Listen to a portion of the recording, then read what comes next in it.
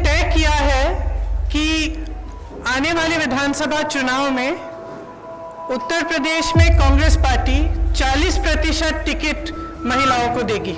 ये निर्णय उन्नाव की उस लड़की के लिए है जिसको जलाया गया, मारा गया, उसकी भाभी के लिए है जो आज भी संघर्ष कर रही है उसका, और उसकी 9 साल की भाभी की बेटी के लिए है जिसको स्कूल में धमकाया गया था।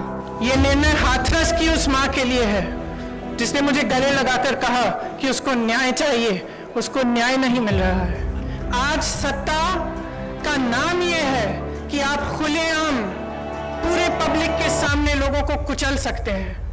ये सत्ता बन गई है। अगर देश को जातिवाद और धर्म की राजनीति में से निकालकर विकास की राजनीति की ओर ले जाना है, अगर देश को समता की राजनीति की ओर ले जाना है, भागीदारी की राजनीति की ओर ले जाना है, तो महिलाओं को आगे बढ़ना पड़ेगा। आपको खुद ये काम करना पड़ेगा। आगे बढ़िए।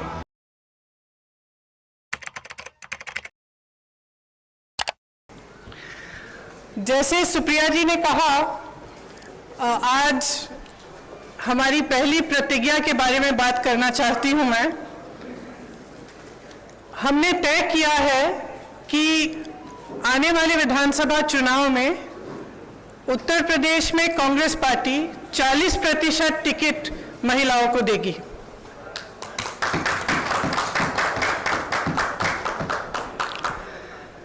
हमारी प्रतिज्ञा है कि महिलाएं उत्तर प्रदेश की राजनीति में पूरी तरह से भागीदार होंगी। ये फैसला हमने किस लिए किया? जब मैं 2019 के चुनाव में उत्तर प्रदेश प्रचार के लिए आई थी तो इलाहाबाद यूनिवर्सिटी की कुछ लड़कियां मेरे से मिली और उन्होंने मुझे बताया कि किस तरह से यूनिवर्सिटी के नियम कानून, हॉस्टल के नियम कानून उनके लिए अलग थे और पुरुषों के लिए अलग। ये निर्णय उनके लिए लिया है। ये निर्णय मैंने उस महिला के लिए लिया है जिसने गंगा यात्रा के दौरान मेरी नाव को वापस तट पर बुला के कहा कि मेरे गांव में पाठशाला नहीं है, मैं अपने बच्चों को पढ़ाना चाहती हूँ। ये निर्णय उस लड़की, प्रयागराज की एक लड़की पारो के लिए लिया गया है जिसने मेरा हाथ पकड़ के मुझे कहा कि दीदी बड़ी होकर मैं नेता बनना चाहती हूँ। ये निर्णय उसके लिए है। ये निर्णय चंदौली में जो शहीद एयरफोर्स के पायलट हैं उनकी बहन वैष्णवी के लिए है जिसने मुझे कहा कि उनके भाई शहीद हो गए हैं लेकिन वो पायलट बनना चाहती है। ये निर्णय उन्नाव की उस लड़की के लिए है जिसको जलाया गया, मारा गया, उसकी भाभी के लिए है जो आज भी संघर्ष कर रही है उसका, और उसकी 9 साल की भाभी की बेटी के लिए है जिसको स्कूल में धमकाया गया था। ये निर्णय हाथरस की उस माँ के लिए है जिसने मुझे गले लगाकर कहा कि उसको न्याय चाहिए, उसको न्याय नहीं मिल रहा है।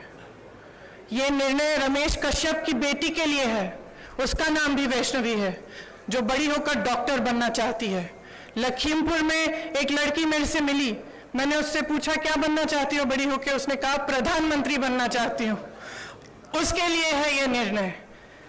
ये निर्णय लखनऊ की एक बस्ती में लक्ष्मी वाल्मीकि के लिए है जो ITI पढ़ी है, BA की है, उसने कंप्यूटर कोर्स किया है, आज तक उसे नौकरी नहीं मिली है। ये निर्णय उसके लिए है। ये निर्णय सोनभद्र में उस महिला के लिए है जिसका नाम किस्मत है, जिसने अपने लोगों के लिए आवाज उठाई, संघर्ष किया और न्याय मांगा। ये निर्णय उत्तर प्रदेश की हर एक महिला के लिए है जो बदलाव चाहती है, जो न्याय चाहती है, जो एकता चाहती है, जो चाहती है कि आगे बढ़े उसका प्रदेश। मैं आप सबसे कहना चाहती हूँ, आप समाज सेविका हैं, आप अध्यापक हैं, आप एक नौजवान महिला हैं जो आप अपना भविष्य बनाना चाहती हैं, आप प्रेस में हैं। अगर आप बदलाव चाहती हैं तो इंतजार मत करिए। आपकी सुरक्षा कोई नहीं करने वाला। सब बातें करते हैं, सुरक्षा करने का जब समय आता है तो सुरक्षा उनकी होती है जो आपको कुचलते हैं। आज सत्ता का नाम यह है कि आप खुलेआम पूरे पब्लिक के सामने लोगों को कुचल सकते हैं। ये सत्ता बन गई है, ये गलत है।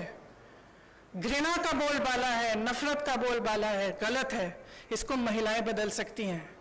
जब सीतापुर में बीच रात में अंधेरा था, मुझे घेर लिया पुलिसकर्मी ने, महिला पुलिसकर्मी थी, मुझे घेरा, मुझसे लड़ी, मैं भी भिड़ गई उनसे।